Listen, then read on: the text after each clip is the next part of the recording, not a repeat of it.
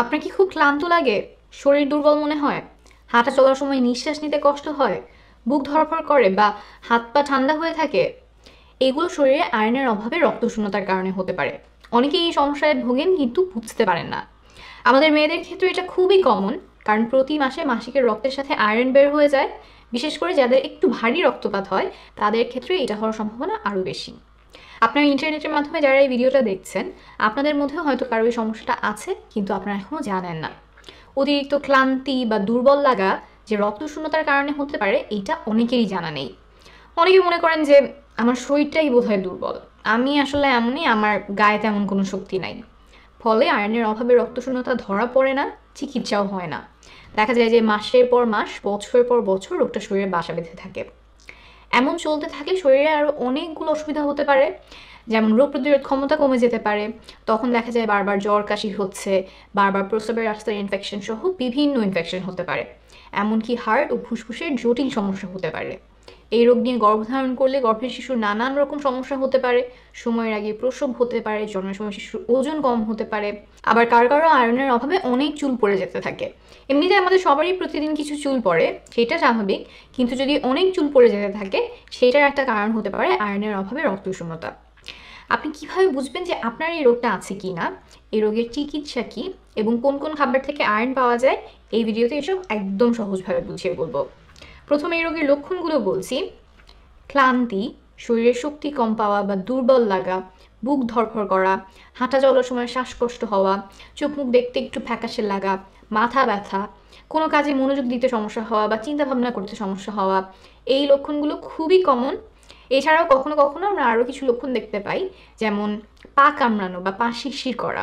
বিশেষ করে সন্ধ্যায় বা রাতের দিকে পায়ের পাতা সহ পুরো পা কামড়াতে থাকে, তখন খুব পা নাড়াতে ইচ্ছা করতে পারে। ডাক্তারি ভাষায় এটাকে আমরা বলি রেস্টলেস লেগ সিনড্রোম। তারপর কানে ভন ভন বা শো শো আওয়াজ হতে পারে, মনে হয় যেন একটানা অস্বস্তিকর একটা শব্দ কানে বাজছে। মুখের স্বাদ পাল্টে যেতে পারে, জিভে ঘা হতে পারে, ব্যথা হতে পারে, ঠোঁটের কোনায় ঘা হতে পারে। তারপর চুল ধোয়ার সময় বা চুল আঁচড়ানোর সময় অনেক বেশি চুল ধরতে পারে, গায়ে একটু চুলকানির মতো হতে পারে। খাওয়ার জিনিসটা এমন কিছু যেমন মাটি, কাগজ কিংবা বরফ এইসব খেতে খুব ইচ্ছা করতে পারে। আবার অল্প কিছু ক্ষেত্রে দেখা যায় যে ঢোক গিলতে বা কোনো কিছু গিলতে কষ্ট হচ্ছে, হাতের নখ মাঝখানে দেবে গিয়ে অনেকটা চামচের মতো দেখতে হতে পারে কারো কারো। তো এই লক্ষণগুলোর মধ্যে যদি কোনোটা আপনার থাকে তাহলে অবশ্যই একজন ডাক্তার দেখাবেন। তিনি আপনার সাথে কথা বলে শারীরিক পরীক্ষা নিরীক্ষা করে বোঝার চেষ্টা করবেন যে আপনার এই আয়রনের অভাবে রক্তশূন্যতার রোগটা আছে কিনা। খুব সাধারণ রক্ত পরীক্ষার মাধ্যমে এই রোগটা ধরে ফেলা যায়। পরীক্ষাগুলো করতে খরচও খুব বেশি হয় না। সরকারি হাসপাতালে 150 থেকে 400 টাকার মধ্যেই করে ফেলা যায়। বেসরকারি প্রতিষ্ঠানে এটা আরেকটু বেশি খরচ হয়।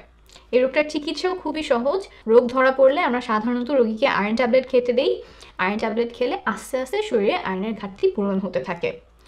টানা কয়েক মাস ধরে এই ট্যাবলেটটা খেতে হয়, সাধারণত 6 মাসের মতো। তাহলে ঘাটতি পূরণ হয়ে শরীরে পর্যাপ্ত পরিমাণ আয়রন মজুদ হয়। কারো কারো দেখা যায় যে আয়রন ট্যাবলেট খেলে একটু পেটে গন্ডগোল হয়, সেই ক্ষেত্রে ভরা পেটে আয়রন ট্যাবলেট খেলে এই সমস্যাটা কমে আসে।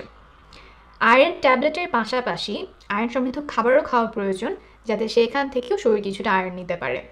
আপনার যদি আয়রনের অভাব নাও থাকে তাও এই খাবারগুলো নিয়মিত খাওয়া প্রয়োজন, কারণ মাসিকের সাথে প্রতি মাসেই শরীর থেকে কিছুটা আয়রন বের হয়ে যায়। আর আয়রনের অভাব হলে প্রথম দিকে বাইরে থেকে তেমন কোনো লক্ষণ বোঝা যায় না। তাহলে কোন কোন খাবার থেকে ভালো পরিমাণে আয়রন পাওয়া যায় সেগুলো এখন বলি।